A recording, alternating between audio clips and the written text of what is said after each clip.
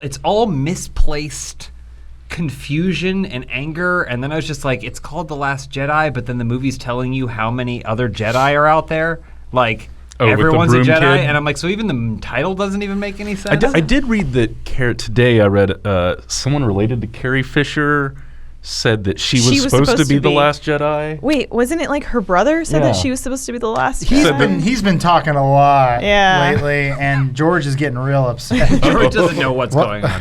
Look, all I know is most people liked it. Mm-hmm. What? Liked what? Last Jedi.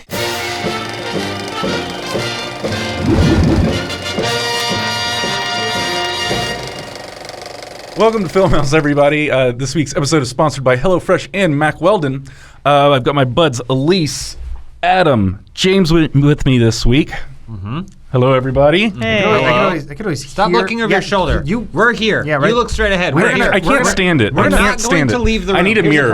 Can we get a mirror? No, it's natural human interaction to want to look at who you're speaking to. Not me. Listen, Dan. I like to look people in the eyes when I speak with them. I'm sorry that it's fine. I'm stopping. Look, we do everything we can to make a podcast as uncomfortable for us as possible.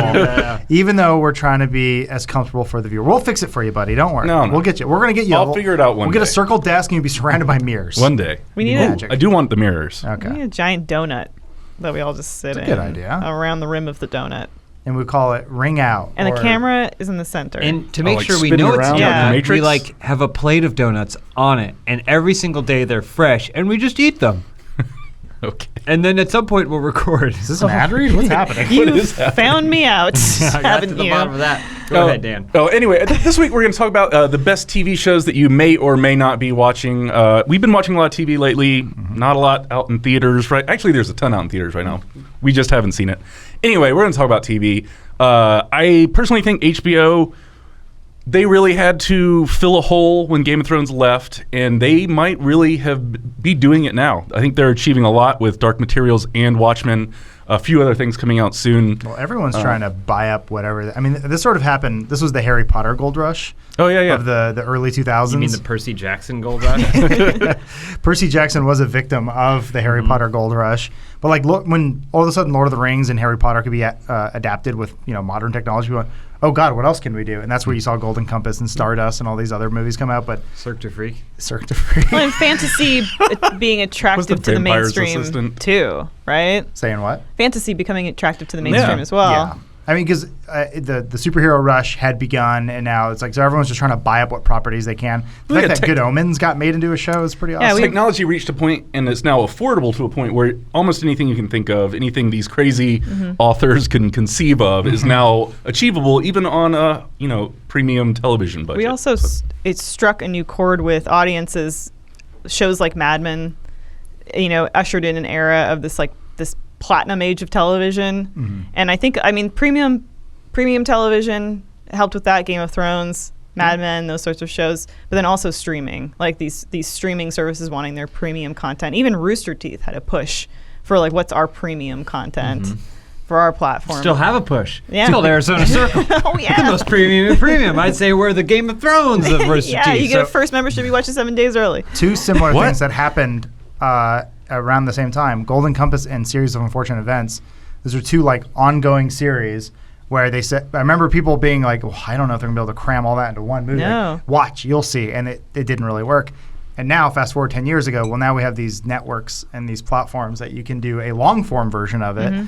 And they're desperate for content, I think, or ideas that people seem to be interested in. Yeah, there's not a lot of original IP that already exists. And everything now is built-in audience. What do you have that already has a built-in audience? True, yeah. And what other movies failed 10 years ago that we might be able to try again? The thing is, Dark it doesn't Crystal. matter. If it's something that's known, sense. it already has more value than something that isn't known. Yeah, it's just kind of the business MO. That's very true. And then also when you're adapting, you're creating a truncated, abridged version of something. So the Harry Potter movies being made into 8 films, you would think 8 films is a lot to cover everything, but no, those books are deeper and there's a lot that doesn't get covered. So for me personally, if Amazon came out and they said we're making a Harry Potter show where each season is a book, 10 episodes, I'd be like, that's really cool. I want to see what happened with Spew and the House Elves initiative and everything. HBO Oh, no. Max, I remember. 2030. The name of the hat. Yeah, so like Has enough time passed to try again? I think What, so. Harry Potter? I think Yeah. you could I give it. Let 5 Daniel years? Radcliffe hit his 30s, maybe. puberty. Oh, Yeah. I think I'm When he can grow a beard. Wait, he can. I think you could get into some deeper dives. Like Golden Compass is a great example. Those are meaty books, 3 of them, but they're still meaty. And I think that this is a better format. You brought up a series of unfortunate events. Those are 13 books. They're formulaic Good books God. to a point, and they're simple. They're for children or youths, but there's still enough there that doing a series makes sense. The show also, every season looked more and more expensive, which was like, I was like, I wonder if they're going to get themselves canceled, but they Which wrapped show? the whole thing up. Series of Unfortunate Events. Yeah. It's one of those, we finally finished it this year. Great show, though. Great it Yeah. was, Did they do 13 seasons of it? no. So each, 13 books, sorry. well, they did all 13 books, but Yeah. each book was an episode. Well, Some of them because are they're- two. they're shorter. yeah. 2 Oh, I'm episodes sorry. per book. Yeah, sorry, my Yeah. bad. Similar but different than Goosebumps, Dan, I'm not familiar. as most things related. Goosebumps. Goosebumps had Haunted I Mask know Part the 1 Jack and 2. Black movie. Yeah, at least we were over at the Willems' house playing board games a couple nights ago, and Elise put on Goosebumps, and that's when we knew it was time to leave because she's like, my friend's in this episode. I said, get comfortable. She usually likes to put on a show because her guests bore her a little bit. So. It's the That's game. my experience. I like to put on TV for atmosphere and Well- the boring guests. Well, the film Truth or Dare, is that what it was called? Is that the one? The Yeah, it's Truth or Funhaus? Dare. I think it was. Yeah, we were watching that while trying to play Binding of Isaac. It was rough. The movie was the game was great. You don't need to watch it though. You can just have it on and understand what's going on. We watched it on mute. Yeah, which is the way it was meant to be seen. Anyway, we're talking about. So TV. yeah, did everyone watch Dark Materials last week? Yes. Yes, and I don't know how I feel about it just yet. Me either. It's beautiful. I will say it's very exceptionally shot. It looks wonderful. Tom Hooper, Oscar winner for, was it The King's Speech? You know what also he's doing? What is he doing, James? Cats, baby! Cats! Goddamn. As far as I can, so everything Tom Hooper's ever done to me has been trash garbage. That's a hyperbole. Really? John Adams? I think King's Speech was fine. I like John Adams a lot. I admittedly never saw all of John Adams. Les Mis? Les Mis is not good. It's very attached to theater, this guy. But Cats is going to be a huge success. Okay. And this show, when I saw his name, only got me more excited for this and Cats because that's how Cats excitement Do you think works. there's a Reflective. possible crossover when the bears come, the cats are going to come? We got talking animals in both. I think it's entirely possible. But no, yes. So he directed the entire series, or just the Just the first 2 episodes He's of Dark he's like Materials. the They- that's David kinda what they- Fincher of the they get a well, name. That's and- what they do anymore for these huge shows. They'll get a person who's well known, or at least well known for people that know directors, to start out a show, You know give it why. a visual look, selling points, Oh, or David Fincher. Well, no, Yeah. the director who directs the first episode of any television show gets paid for every episode that is ever made. So you can entice big name directors to get on board, even if they're not the showrunner or co-creator or anything. Gotcha. They can But still cash in for Boardwalk everything. Empire, They'll direct House of the Cards. they'll direct the first episode and kind of work in tandem with the other series directors to establish the tone, and then never have to direct a single episode of the show ever again. get that And quiche. they get paid out for every episode. This is tangentially related, but I was thinking about the Benioff Weiss Star Wars Netflix thing. And I was wondering if, because they don't have huge directing credits prior to Game of Thrones, and they didn't direct a lot of Game of Thrones But episodes. they wrote Gemini Man. They wrote Gemini. Well, half of them wrote it. But I was thinking, I wonder if the idea of directing a feature that's on the scale of Star Wars felt too intimidating. But then the thought of showrunning a Netflix series, and maybe directing an episode, but then having other directors come in and direct the other ones felt more manageable to them. Sounds like more work. Managing Really? all that? I don't I know. don't know. To show run a whole season of a show seems very, very complex But if you're not to me. confident as a director and I don't know. I get what you're saying. I think I watched that making of the Dark Crystal series that's on Netflix, which I know you guys were pushing for me to finish it. Finally did it. Great show. Please watch the Dark Crystal. But the fact that they had one director for the entire, for all 10 episodes. Yeah. Not only any director, not just any director. And I looked it up, and people kept saying, we got the director of the Hulk. I'm like, wait, which Hulk? It's the director of the Incredible Hulk and the Transporter 1 and 2. And Clash of the Titans That's and right. Wrath of the Titans. I met him when I worked at Attack of the Show, he came in to promote Incredible Hulk, and then I was like his liaison, so I like hung out with him for the afternoon. Super nice guy. Really loves movies. Did he dish on Ed Norton at really all? Knows. No, not really. But apparently this guy is like, he's chill, he's pretty cool, and then they're like, yeah, he's never really worked with puppets before, and he directed the puppets like humans. Like, just watching behind the scenes stuff is great. He's like he's very patient with the puppets. he treats them as equals. Well, there is a human beneath that puppet. Yeah, but I think that and all the people, all the producers, like all the Netflix executive stuff, are like, yeah, typically you don't have one director on all 10 episodes, but he insisted, and you see him like moving the puppets and he's editing the video. I'm like, slapping a puppet. Yeah, like he must be going through a divorce or something. Like he doesn't realize he can have other people do jobs. They're like, you don't have to sleep on the editing couch. He's like, no, it's cool.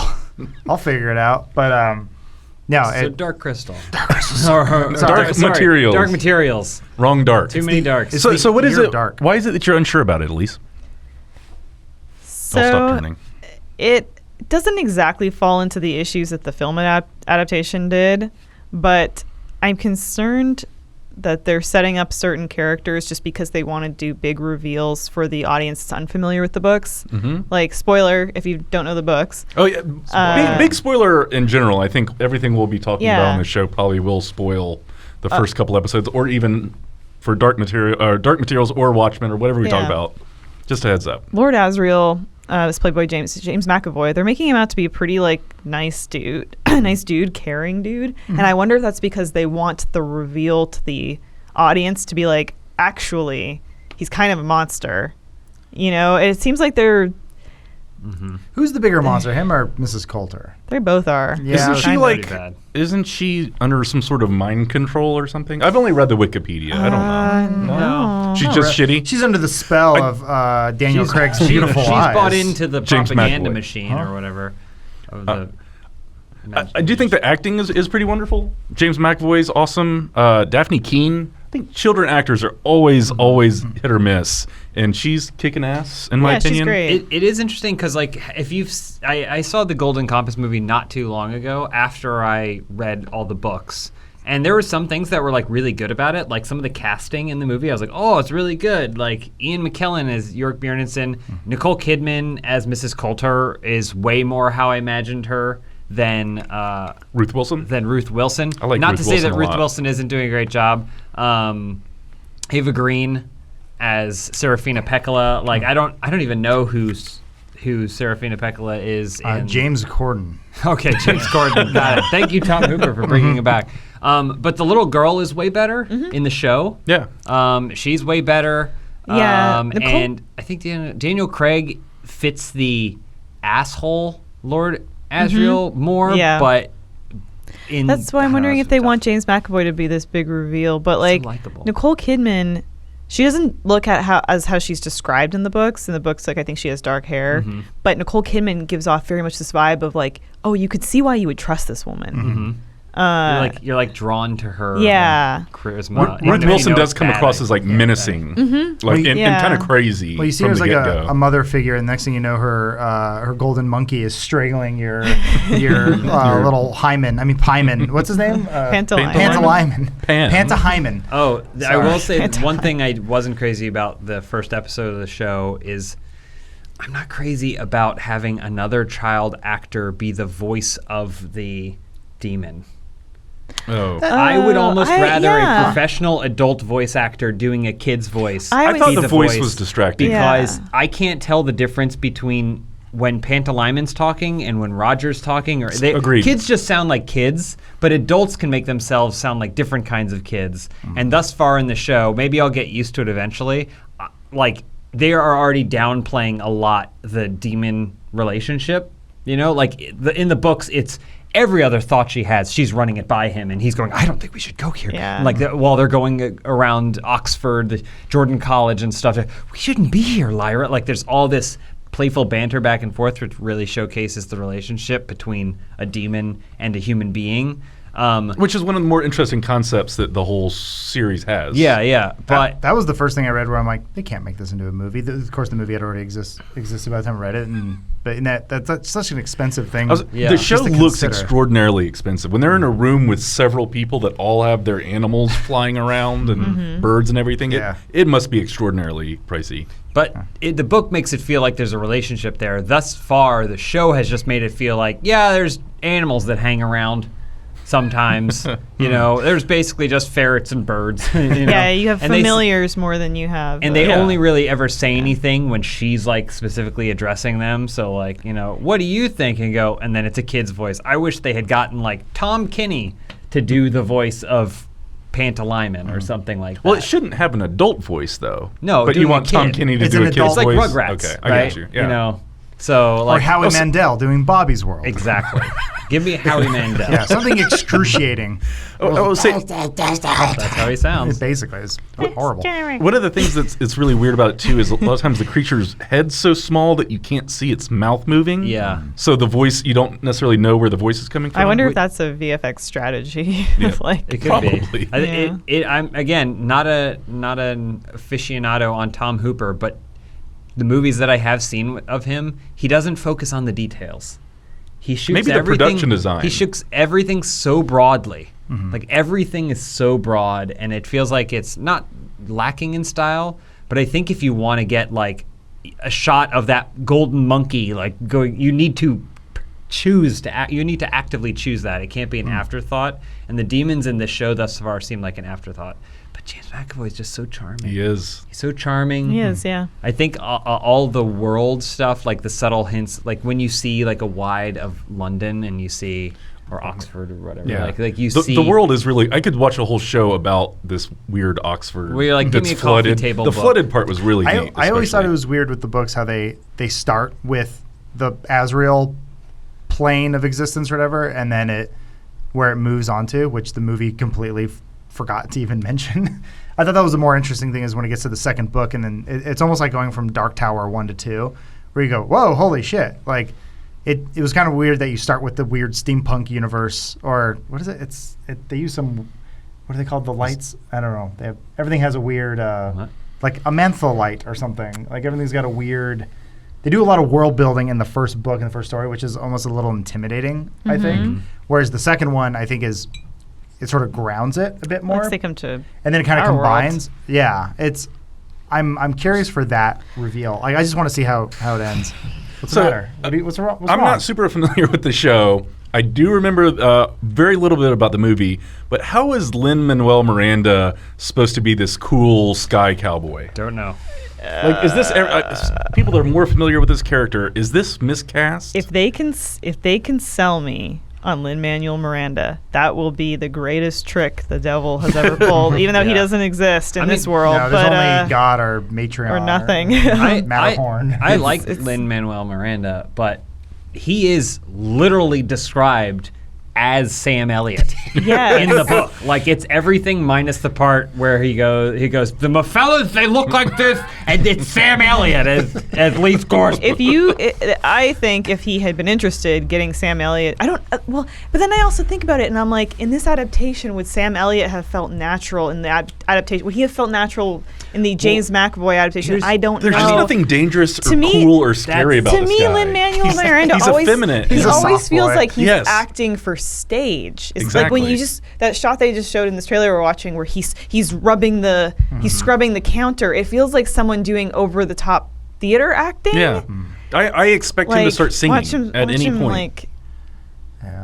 It doesn't like. Did you even in that shot? It looked like his hat was gonna fall off, and he went, "Oh, I don't know." Like it's like Sam Elliott, they just hit the nail on the head. Oh, I haven't seen him yet. He hasn't appeared in the show yet. I will say that just off the top of my head, and this is, you can fantasy cast all you want to.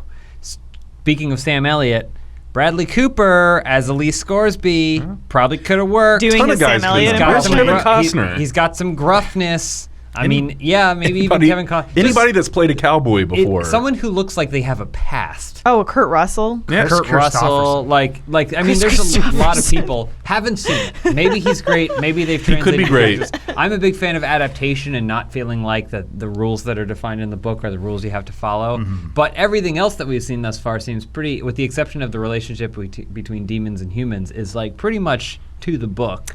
Samuel L. Jackson.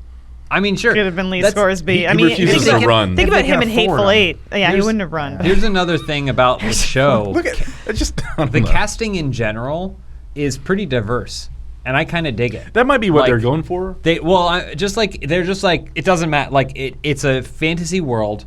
It doesn't matter. So even with like the Egyptians, which are like kind of described as this like Viking meets gypsy.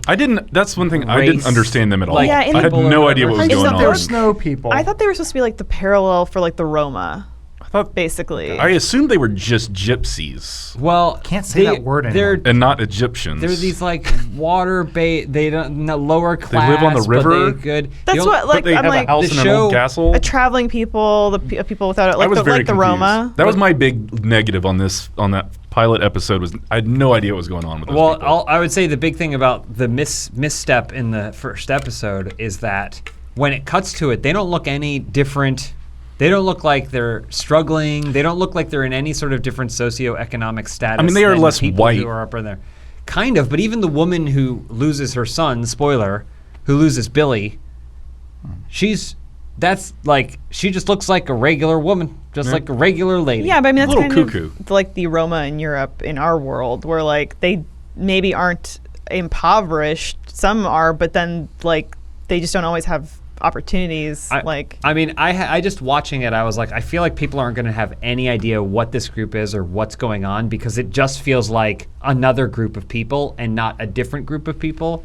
And Dan saying like he was confused about them and I what didn't their get it. intention is. Man, they're- seems like that may be part of it, you know? I haven't watched the show yet, but I can't believe they're actually spoiling Oh. Oh, with what the it is with graphics? the, If with you the don't know what it graphics. means, it doesn't matter. I guess. I mean, it's pretty obvious in there. Yeah. but- Westworld spoils itself Does it? in the intro too. I don't ever feel like they Which is do. the first one or the second one? Because Well, I gotta watch this again now. What are you talking I about? feel like Westworld will It show shows the two thematic worlds stuff, but mirroring each other. Oh, with the multiple parallel universe Yeah, thing. which is fine because I was like, oh, it's showing Lyra walking next to a boy. Interesting because they're the parallel paths and all this stuff. Whatever, they're all dust. But yeah, I don't know. I'm jury's still out on it for me. I find it's good TV. Like it's Oh, high yeah. high level, very well executed. I haven't watched it yet. I was just behind. There's that. a lot Watchmen. going on. I'm the weirdo in the room watching Mr. Robot. So last season, hope you're enjoying it. Also, was it Good Place? This is the last season of that. oh, too. it's great. I mean, yeah, Good Place is always great. Yeah. So I heard there's a legendary. Was it last season? Mr. Robot did a one take episode. Yeah, that was the year of the one I take. mean, rough. I doubt they did it in one take. But so this year they do like a silent episode. They did a mostly silent, Which I think's pretty compelling. a dialogue-less Okay. episode. Characters still talk to each other through text or through like eye movement and stuff, but it sort of makes up for the previous episode that a lot of people were a little upset about. It was kind of a weird episode, but the director was like, "Don't worry, it's all gonna make sense. It's fine." And they did this episode where, as far as I know, I don't know if it's ever been done before in TV or maybe there's a movie out there where like there's almost zero dialogue. That's pretty cool. and Inside Number 9 has that episode with the thieves. Yeah, that's actually that another was show only, you should that watch, was one of only my a half favorites. hour though, right? Yeah. Yeah, this is a 44 or an hour long episode, which is like a lot of it's action, a lot of it's hacking, a lot of stuff that's just being done through action. And I was telling James about it. I'm like, I think you might be able to watch this episode on its own, Really? and appreciate it. Yeah, like It doesn't come across as gimmicky or Maybe. like they're out of ideas, so they're doing something silly. Can I watch the John Lithgow season of Dexter on its own? That's what I've heard. That's all I want to watch I've of heard that you could. show. I mean, look, Dexter season 1, pretty good. Dexter season 2, not good. Is that not the John Lithgow season 2? is it 2 is 4? not. Is the John Lithgow season? I think it that is. right? Yeah, the Trinity. How long do they make that show? We have to focus on 7 TV seasons. that's out now, Okay. not TV that was there then. But Dexter yeah, so you available think- now on DVD. You think I could just watch that and appreciate it? Yeah. And I When are we gonna do this? When are you gonna have time? We have to finish Last 8 Jedi. seasons of Dexter. 8 seasons of Dexter. Yeah, but everyone says Notoriously the disregard, like, worst last ending 4 or of any TV show ever, possibly. Turns out he's a serial killer. That's a twist. Spoiler. But it's his dark passenger. He has to channel. I only watched. I only got through 2 seasons. So Mr. Robot last season, is it good? Do you think they're going to tie it up and make you happy, or does it already feel Game of Thronesy where it's starting to lose itself? No, I think it's gonna definitely. I think it's gonna stay. I don't know. I can't say, but so far it feels like it's going to stay true to what the show set out to do, which is basically be Fight Club 2.0. Yeah, it's divided by the USA Network. Man, it's probably the best show USA's made since what? Silk Stockings? Yeah. My only problem Weird Science? is Pacific that like Blue. Pacific Blue. there's so much TV to watch, and by the time I get home and like make dinner or I have to go to the store or get whatever, there's no time left to watch it. I tend to.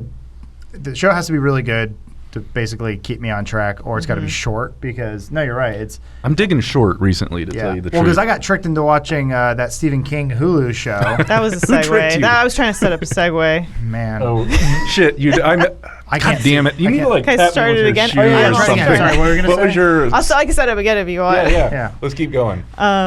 My only problem. No, I'm still done. No, It's all good. So I want to tell you guys a little bit about HelloFresh, one of our sponsors this week. HelloFresh is America's #1 meal kit. You can get easy seasonal recipes with pre-measured ingredients delivered right to your door. All you have to do is cook and enjoy.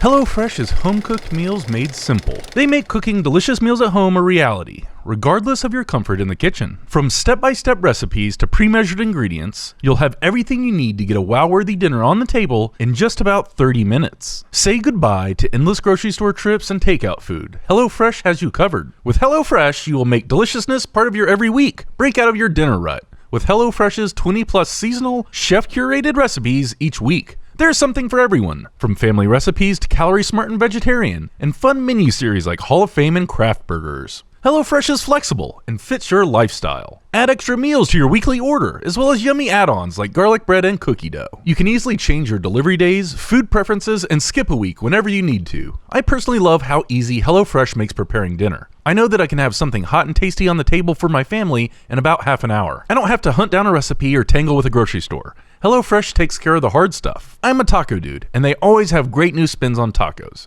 like Southwest beef tacos or pork and poblano tacos, both favorites of mine. I really dig learning new techniques, like quick pickling veg or making a fast crema for a simple way to add that next level to my meals. So for a limited time only, you can get 9 free meals with HelloFresh. Go to HelloFresh.com/FilmHouse9 and enter promo code FilmHouse9. That's a little bit different than normal. HelloFresh.com/FilmHouse9, promo code FilmHouse9. And thanks, HelloFresh, for bringing us here this week to talk about TV. Mostly new stuff, but also old stuff like Castle Rock, which Adam was tricked into watching. Well, the new season. talk about. The We're new talking about season. Castle Rock. Well, the new season of that came out. And people were like, "No, they learned from that one, from the first season." I was like, "Don't do that to me." I thought the first season was just fine. Ending really bummed me out. The end of the fucking world had a new season. Just People also start. said they should have just stopped that. Castle I Rock? haven't seen any Oh, I don't End of the know. Fucking World, but End of the Fucking they said World- the second season's like bad. Is it? Oh, I don't know. started it. I haven't seen any but of I thought it. the first season was pretty good. I read the comic book years ago, and it disturbed me so much It's pretty that dark, like I yeah. almost wanted to throw it away. Like I thought it was really gross and creepy. Oh. Dan's all Cool. about censorship these days. I'm You not- didn't I throw just- it away? I did I'll not. Throw it, give it to me. I'll throw Okay. it away for you. All right. It's just creepy. It was weird. I don't know how they did on the television adaptation, but Oh, I thought it was didn't really get that. it was but fucking dark. Whoa. It was dark, but it wasn't. Language. It seemed like a justified dark Okay. kind of thing. Okay. So HBO's other big hit right now is Watchmen. Does everyone here watch Watchmen? I've seen the two of the 3 episodes. Right? There's 3 episodes. Who There's- here watches The Watchmen? There's 3 episodes. I did. I've only seen the pilot. Not worried about spoilers, but Seen 2. the audience there should be aware of spoilers.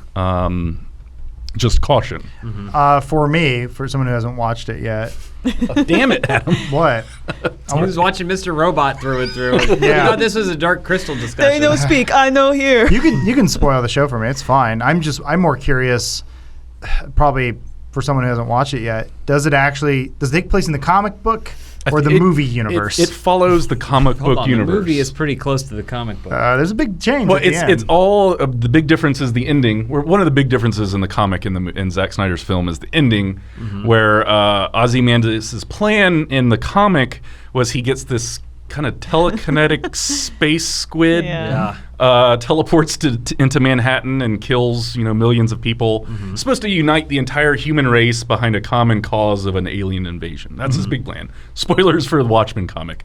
You should read it, by the way. It's probably one of the best things ever. But anyway, they continue that storyline, I believe. From the things I've heard. There's references to squid stuff. There's a little bit of squid stuff. And there isn't a ton of animosity between the world and Dr. Manhattan, it would appear. Correct. Which I don't remember. The end of the movie blames Dr. Manhattan. It's like his nuclear weapon or something. Power. The Ozymandias recreates his power and makes it appear as though Dr. Manhattan blew up New York because he was pissed off about giving people cancer.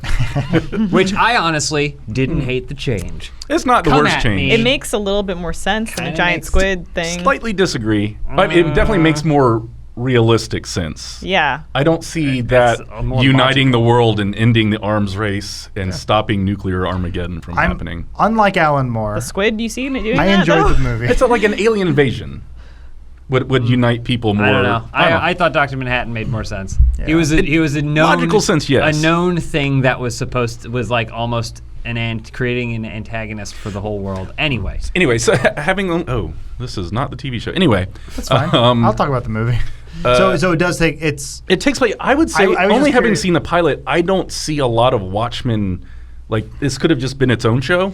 Like, it didn't need to be the Watchmen. A little bit how I feel. It does, especially in episode 2, it does start directly referencing things from Watchmen in a much more like in your face way. Okay. I still, it sucks because like I do want to appreciate the themes and what the show is doing, but the parts that I'm actually genuinely interested in are when they are directly referencing those Watchmen things. Because it does one of those things where a lot of Watchmen was in its time in the 80s, in the politics of the 80s. And Lindelof, what he did that was clever with the show is takes our American politics now, which are heavily involved with race relations, and makes that seemingly, from only watching the pilot, the major thematic crux of the show is about race and race relations. There's also which I think is very, very law clever. Enforcement. I mean, there's a lot of cops, cops versus civilians kind of thing. And the politics seem very confusing in the show. Also, I've only seen one episode, so I don't know where they're going with it. The show, jury's still out for me on the show. I'm going to keep watching it because it's extremely well made. Yeah, it looks great. I actually think some of the production design is really great. I think some of the acting is hit or miss. Acting is hit or miss, except for Nash fucking Bridges. Well, he's great. And Tim Blake Nelson. I really, really, really love Tim Blake Nelson and everything he's in. Yeah. And it was a delight to see him pop in, because I didn't really look into anything about the show before it came out. And he was kind of a surprise. But I still, like Elise said, am only really pulled into the show when it starts talking about Watchmen stuff that I'm aware of. There's some things that it's kind of building. It's building its own lore, but thus far, for me, nothing it's come up with as original comes even close to what the other one had that was cool. And also, I was hoping that it would just not give me any of that, so I wouldn't be able to compare it directly. But in this show, there is a TV show that's being promoted very heavily, which is the story of Hooded Justice. Okay. And it's promoted he's one of the television. Minutemen from the original Watchmen. Yeah, he's one of the original Minutemen. Yeah, he was Russian. He was a closet homosexual, and he had a pretty tragic death. Was he Russian or German or Austrian? Maybe. I think he was Austrian.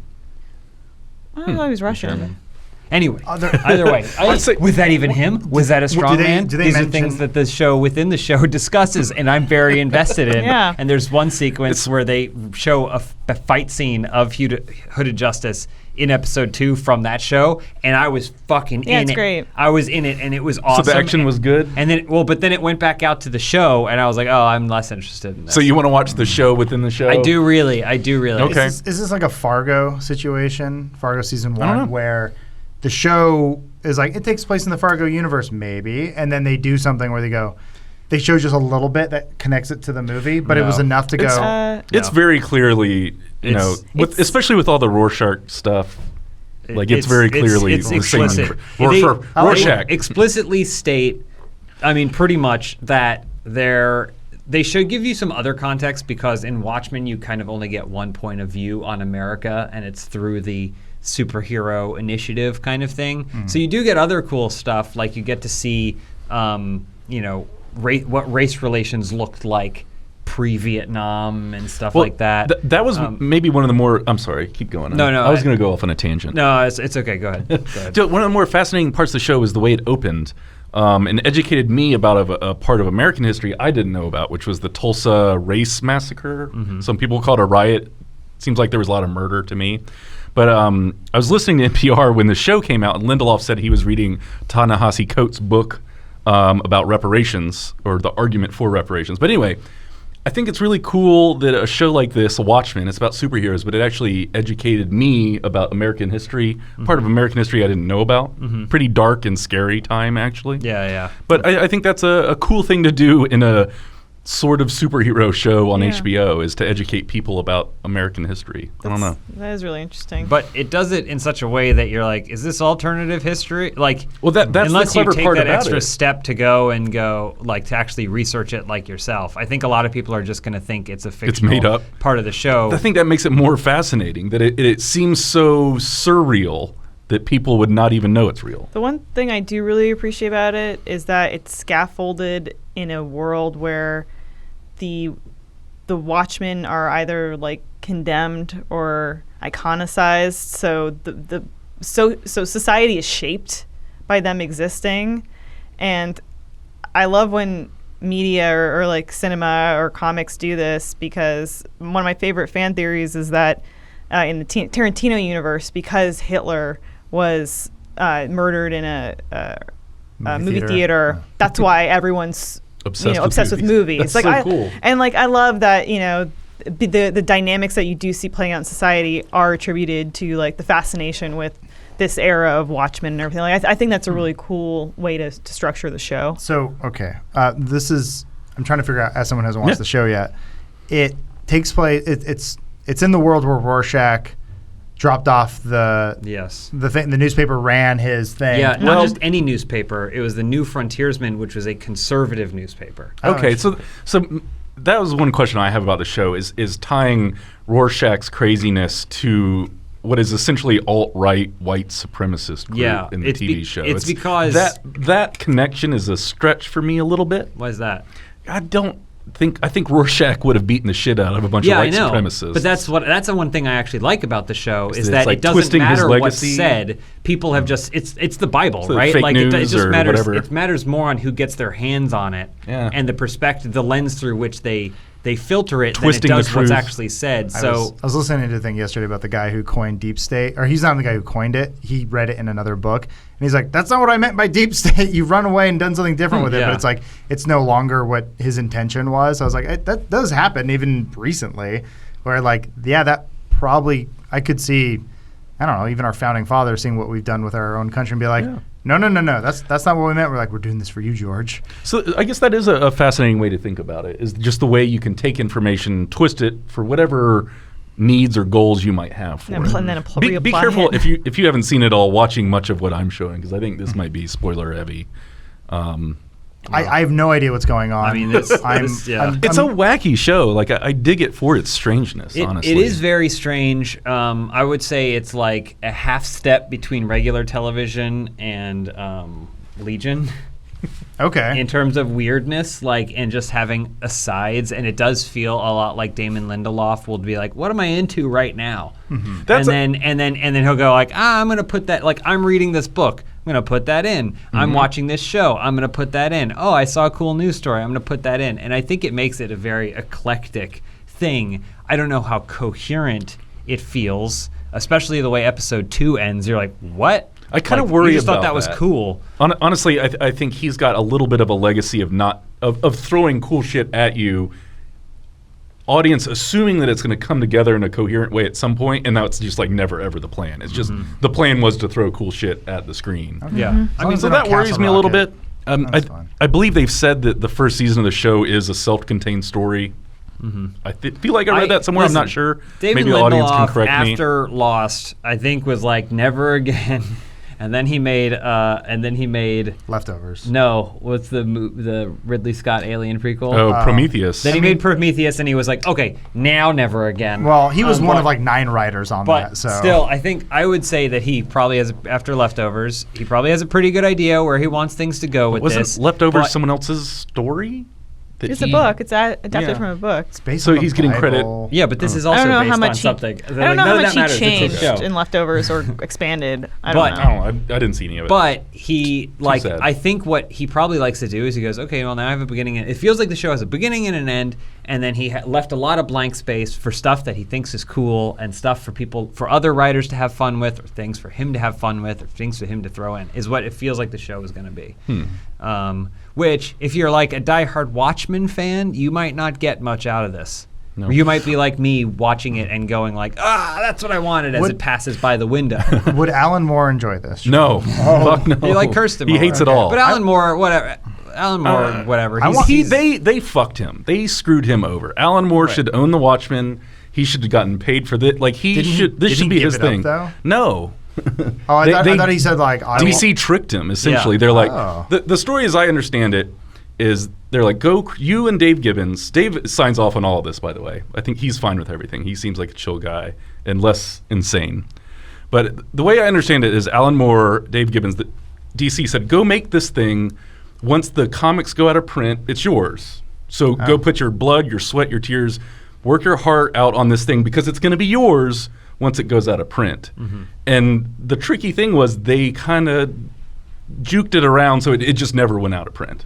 It never ever has ever gone out of print. But in that time and day, you got 1 or 2 printings of a comic book and it was out of print forever. Mm-hmm. That's why they used to be valuable, because they were rare, they went out of print. You never got a new one. They essentially made it too well. Yeah. They made it too well, it was too successful, and because it was too successful, they got none of it. But so, actually, the moral of the story is, if you're going to sign a contract with a company, get a lawyer to look at it. Get a fucking lawyer to look at your contract. Don't just sign it. I just want to like sit down with Alan Moore and be like, what do you like? Like, what do you? He's got his own stuff. I just want it to be something weird where he's like, I only watch Lazy Town. I would be cool. The thing is, honestly, it's not like Alan Moore kicks down the door of his favorite newspaper and says, "Let me tell you how much I don't like this." Mm-hmm. He has to sit in his house quietly, like looking at snakes and playing with snakes or whatever, worshiping a snake god. And then someone comes to him and goes, Alan, what do you think of the new Watchmen thing? And he goes, why are you in my lawn? Yes, fuck off. Get out of here get before off. I And he's like, curse you hear that? or- He hates it. Like, that's probably more of this relationship. I hate every single time something happens. They're like, what does Alan Moore think? It's like he wants to be left alone. He's a grumpy old man. Yeah. You don't ask him, he won't have a comment. Doesn't matter. Well, so I want to ask him about things he has nothing to do with. Oh, well, yeah, like, that's better. Like, Mr. Dark Moore, what do you think materials. about Mr. Robot? Did you like that episode? Did you see that? They It was barely mostly talked. silent. Anyway, watch. It doesn't matter because Mr. Robot's ending. But it's a good, I would good just season. say, final thoughts. Based off the trailer, there's a lot of potential for the show. Yeah. There's a lot of hints at some bigger stuff happening. I'm still a little confused about Ozymandias because why is he British? But well, he's like German or something. well, isn't his he? parents were German, but he grew up in the U.S. Yeah. There's no establishing know. of. That was a weird thing about the movie, though, too. I was like, why are they make him sound evil? He's just spawned like a dude. There is something in the show that they're already doing better than that movie did, in which case the characters aren't super powered at all. Like in the movie, they were all a little super strong, which kind of takes away from the reality-based heroes that a lot of the themes are based around. That's how Zack Snyder gets hard. Right, exactly. Yeah.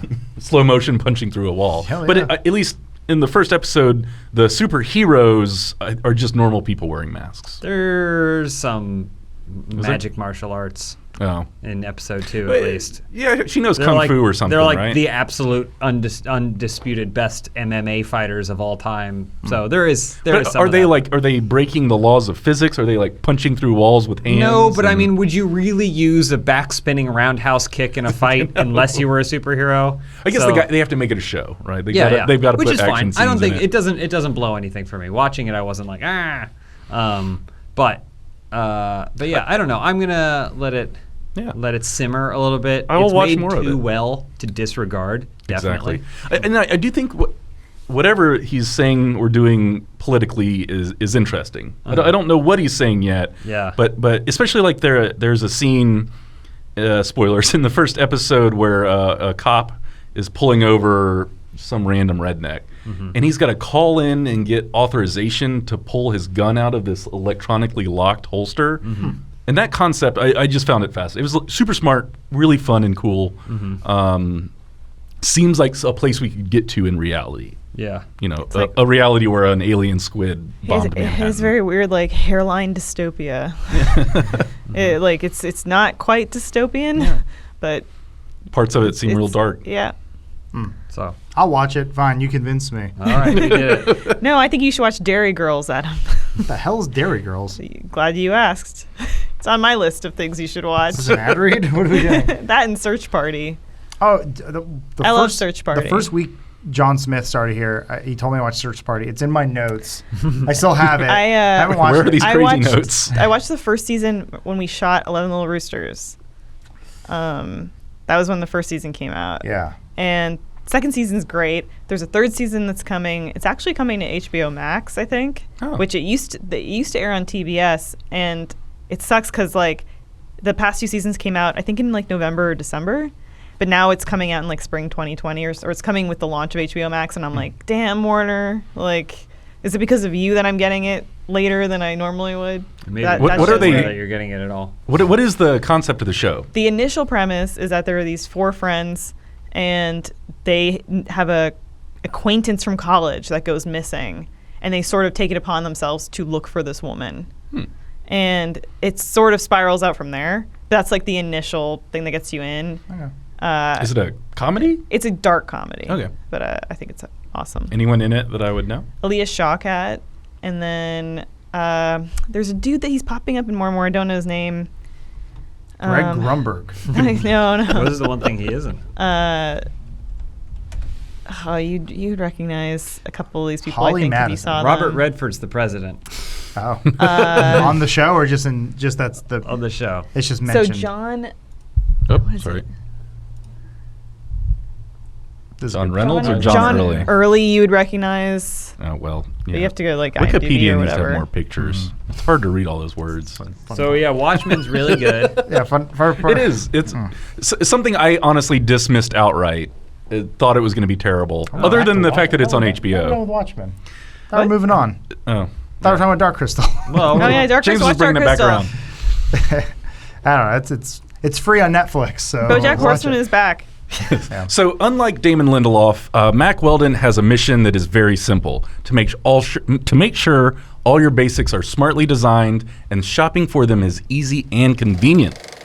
Mack Weldon is better than whatever you're wearing right now. Mack Weldon is a premium men's essentials brand that believes in smart design, premium fabrics, and simple shopping. Mack Weldon will be the most comfortable underwear, socks, shirts, undershirts, hoodies, and sweatpants that you will ever wear. They have a line of silver underwear and shirts that are naturally antimicrobial, which means they eliminate odor. I put mine to the test last weekend with a long morning hike in Malibu and an afternoon cleaning out a storage unit. I can tell you from experience, the silver line works. Mack Weldon wants you to be comfortable.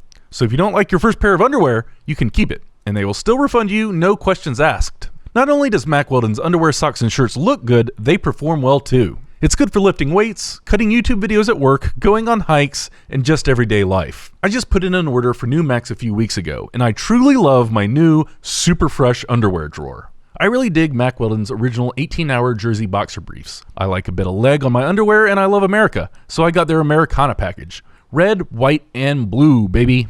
I'm also trying out their Air Knit and Pro Knit styles of underwear and their no-show socks, which absolutely rule. My favorite, though, is the silver line. The fit is snug and comfortable, and knowing they keep out the stink makes me happy and secure. Their website is amazingly designed and super simple to order, pick colors, and adjust your order on the go. This is a perfected online shopping experience. For 20% off your first order, visit MackWeldon.com and enter promo code FILMHOUSE. So for 20% off your order, or your first order specifically, visit MackWeldon.com and enter promo code FILMHOUSE. That's 20% off your first order. Visit MackWeldon.com and enter the promo code FILMHOUSE when you're checking out. I think everyone in this room loves Mack Weldon. I love the way they feel against me, Dan. I can't comment on wearing them, but James, Adam. Right now. I try not to wear anything Right. else. I just want to say everyone here loves them and thinks they're wonderful I as have well. also purchased let's say some that aren't as high quality, and I regret it every day. And I've only come crawling back. Good. To the quality fabric.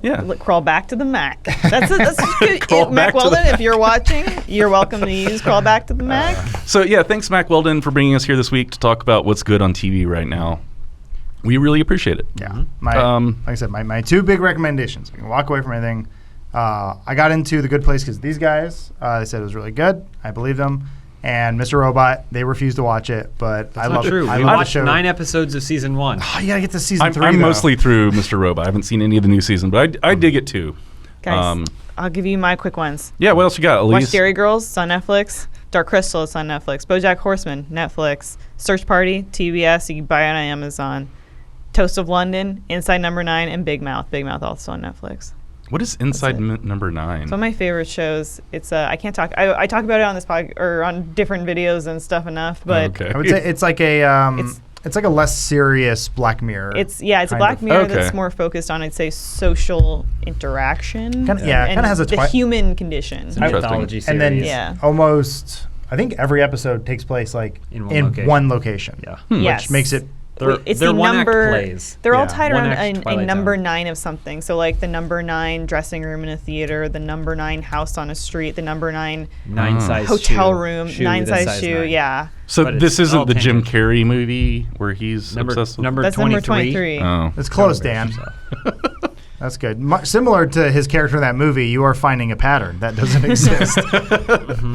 Earlier we were talking about things that are quick. We don't get a lot of time. We have busy lives. I burned through Fleabag season 1 in one night last weekend. We're doing the same. It was a long night. Not really. It's like it's like a long movie. It was 2.5 hours long, maybe. It's a great show. Fantastic show. I think whoever, I'm sure it was Phoebe, came up with the brilliant device of, at any point when they need to make a point, cut out of a scene, emphasize something, she can just look at the camera and either wink or smile or make a funny face. I think it's just brilliant. It gets them in and out of any situation they want to. Jim Halpert did it first. Well, sorry. Oh, no, fucking shit. But I didn't want to interrupt him. I was going to make the exact same joke. It's better than The Office ever did it. Well, the thing is, it's not a new convention, but she's doing it in a very refreshing way. Exactly, and she has authority over it. Like Jim would look at the camera with funny face, but she'll talk directly to the camera, break that wall, kind of better than he ever did, I think. How dare you? Yeah, well, I guess they were operating in two different mediums where Jim Halpert was the participant of a documentary, but she's just this person that's existing in a weird story, but then she's also breaking the fourth wall. Well, which is season weird. 2 subverts it, which I think is the best part. Yeah. Oh, I have not gotten there yet. Spoiler. No, not really. Why am I even here? Anything else you guys are watching? Elise had a cool long list. I'm going to add It's Always Sunny. Oh, yeah. It's Always Sunny's back. We started What's season 44? It's funnier than ever. 14 Yeah. or whatever. We watched 2 episodes last. Did we watch 3 episodes? I don't know. But they were just going. It was just going. The one was the romantic. As funny as ever. The romantic comedy. What do you watch? It's Always Sunny on. Oh, I bought the season on Amazon. Yeah. Meet Cute. I think it's the fact that show is in its 14th season and it's still so well done. I definitely want to support those people and pay for their show. Oh yeah. You know? So you're gonna get Apple Plus or whatever to We watch. already bought I it don't on know. Amazon. To watch Mythic Quest? Oh, is it Mythic Quest? Yeah. You don't want to watch C? I might. I don't know. How are we gonna watch an Apple Plus show? I guess you gotta have to buy an iPhone. First, you need to go to an Apple store, steal a Mac, sign up for their service. Jennifer Aniston got Instagram. Great show to watch around this time of year. I know Lisa will back me up on this. Over the Garden Wall. Oh yeah. I've never seen this.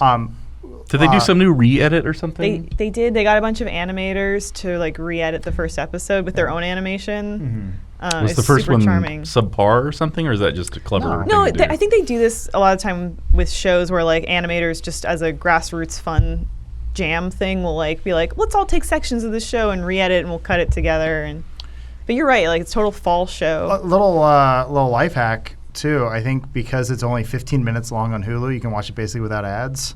Huh. It's weird. I don't know. The whole thing is 15 minutes long? Each episode's about 15 I'm going to minutes throw long. this in again. Frankenstein Chronicles. I've mentioned it before. If you're having talk trouble, about if you're having trouble sleeping, Frankenstein Chronicles you'll fall asleep right away. You will not miss anything. not because it's a bad show, but because it operates at some sort of wavelength that puts you down. Nice. Things I've watched recently, the second season of a show called Mind of the Chef that features a guy named Sean Brock, and it focuses on Southern cuisine, which is, I don't know, a recent thing that I'm into. And a show called Little Drummer Girl, based on the John le Carré book. It's on Netflix? I bought it. I actually saw the first 2 episodes on a plane, and I couldn't find anywhere to watch it.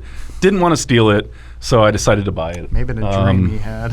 I might be able heard of it. Might be able to loan you my phone or something, and you could watch it. But it's directed by Chan Wook Park from Old Boy, Handmaiden, Stoker and Thirst. Great filmmaker.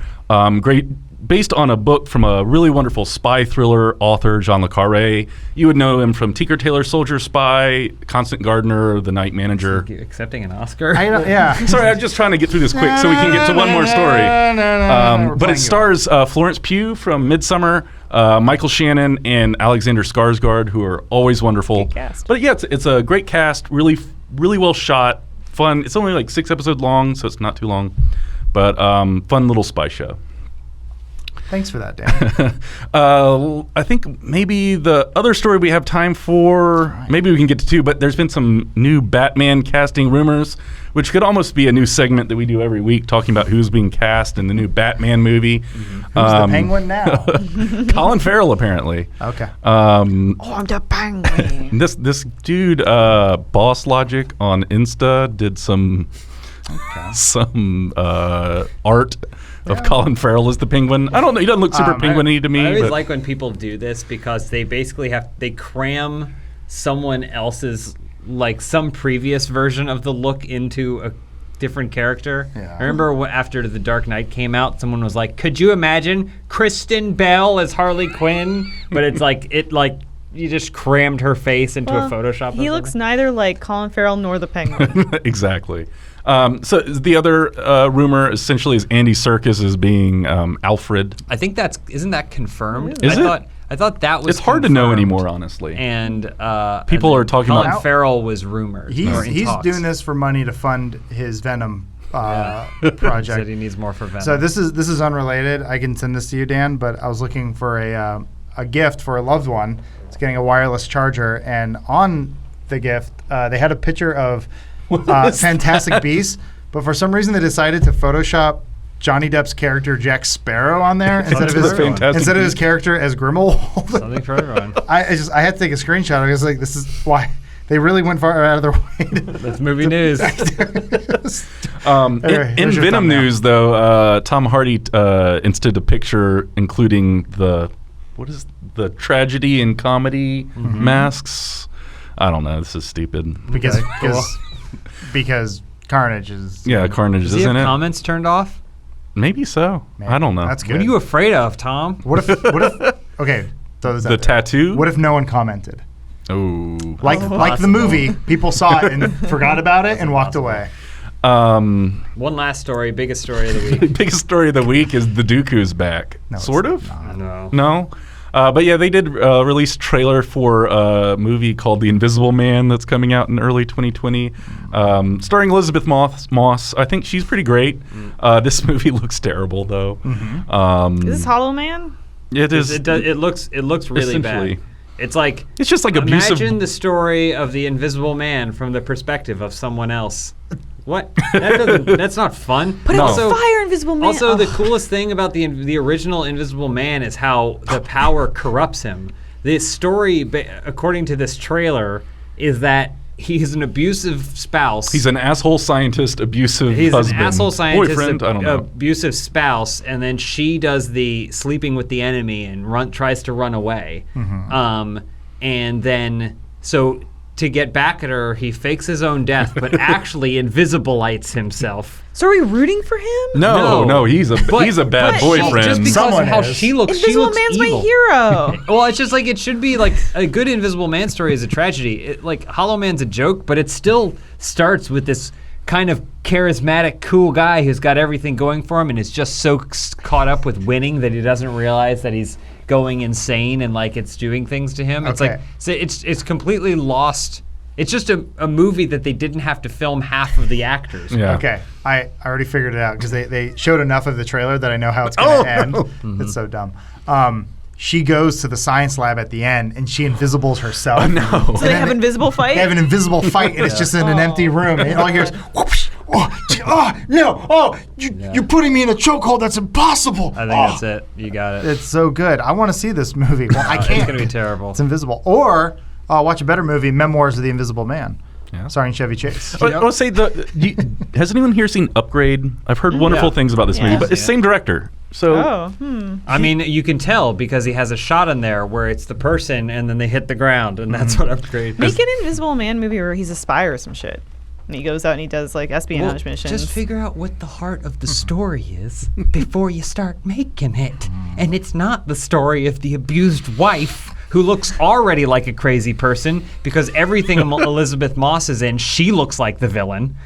Or the victim. No, she always looks like the villain to me. I'm like, well, Really? she's got something to hide. Even when Don Draper's yelling at her and throwing shit at her. Yeah, I was like, what does she do? So the other bit of news, there's not really much to talk about here, but Sony did announce a Spider-Man Into the Spider-Verse sequel coming for 2022. Sweet. It's exciting. I think that might have been the average favorite movie from last year, probably. I floated through the air like I smelled a delicious pie when I saw the news. Nice. Spider-Ham. Right, we got it. So I figure the last thing we could do this week was what is like a Spider-Man that you would like to see in the Spider-Verse sequel? Pitch me a crazy Spider-Man. Like I say, old Grandma Spider-Man. I want Madam to see Web? old Grandma Spider-Man. Mine's Adam West to show up. That's good. What? I said Madam Web. Oh, I thought you said Adam West. You're high. Yeah. No, I'm not. I would love Spider-Ham to get a love interest. What would be Spider-Ham's love interest? What kind of creature would he be? It would have to be someone that like would be the opposite of Spider-Ham. A farmer. A butcher. A farmer. You know that Spider-Ham's origin story is that he was a spider bitten by a pig. Yes. Right? Okay. Yeah, we've talked about this. Okay. Yeah. So it would probably be another spider. No. A love interest. It would be a spider. It would be a spider with more spider features than pig, because he's got more pig features than spider. Mm-hmm. So I don't know. I just want him to be happy. Oh. Okay, great. That's all I want. Anybody else got a good Spider-Man? Yeah, I want Andrew Garfield Spider-Man. I want it to pick up right where he was going to fight the rhino so I can see what would happen. They hinted at it at the end, but Spider-Man 2099. Oh, future Spider-Man. Yeah, show me some of that. Miguel. What's his name? Like Miguel O'Hara? Miguel O'Hara. Yep, that's how it's pronounced. Miguel too. O'Hara. Yeah, just in the future. That's how everyone says. Okay, yeah. Right on. Well, that's the show for this week. Thanks for coming around, everybody. We do not have time to talk about the Mighty Ducks reboot. That'll have to wait for next week. It's a rollerblade. But Skateboard. You can't play hockey on skateboards, Adam. They will. Anyway, thanks for coming around. We'll see you guys next week. Bye. Bye. I'm going to pitch you guys a scenario. Tom Clancy, Love it. ghost, Love it. comes to haunt you. He will possess your body and mind, and he will write books with you as his conduit, which will be bestsellers. But once the ghost of Tom Clancy gets to have sex with your body,